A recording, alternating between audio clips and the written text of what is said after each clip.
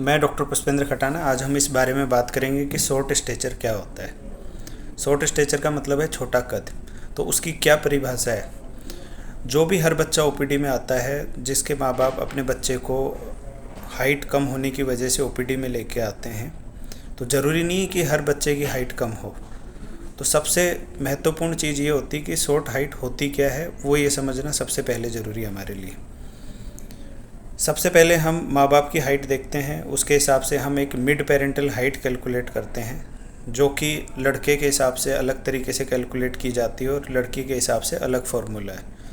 तो माँ बाप की हाइट लेके उसको बटा दो और इसमें 6.5 ऐड करेंगे यदि वो लड़का है। तो यदि लड़की की हाइट के लिए इवेल्युएशन कर रहे हैं तो माँ बाप की हाइट बटा दो माइनस 6.5 लेते हैं।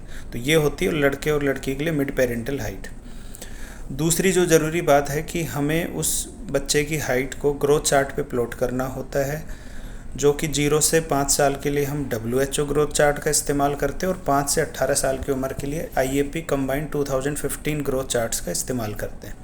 यदि उसमें बच्चे की हाइट 3rd सेंटाइल के नीचे हो या फिर बच्चे की हाइट ठीक गति से नहीं बढ़ रही है, कहने का मतलब यह है कि पिछले 6 महीने या 1 साल की हाइट का हमें अंदाज़ा होना चाहिए कि बच्चे की हाइट कितनी बड़ी है। यदि वो 4 सेंटीमीटर से कम है तो हमें पिछले 1 साल में 4 सेंटीमीटर से कम ग्रो किया है तो इवेल्युएशन की ज़रूरत पड़ती है। तीसरी चीज़ जो समझने वाली बात यह है कि MPH, कहने का मतलब जो मैंने अभी बताया कि मिड पेरेंटल हाइट, उसके हिसाब से बच्चे की हाइट किस लेवल पे जा रही है। MPH का मतलब ये होता है कि बच्चा जब 18 साल का होगा तो क्या वो इस हाइट तक पहुंच जाएगा।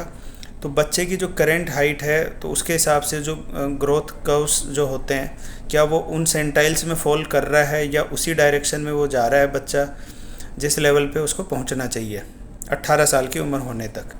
तो यदि वो बहुत नीचे है, अपने मिड पेरेंटल हाइट वाले जो सेंटाइल्स हैं उनके बहुत नीचे की तरफ चल रहा है, तो ऐसे केसेज में भी हमें शॉर्ट स्टेचर या छोटे कद का फर्दर वर्कअप करने की ज़रूरत है, उसके अन्य कारण देखने की भी ज़रूरत है।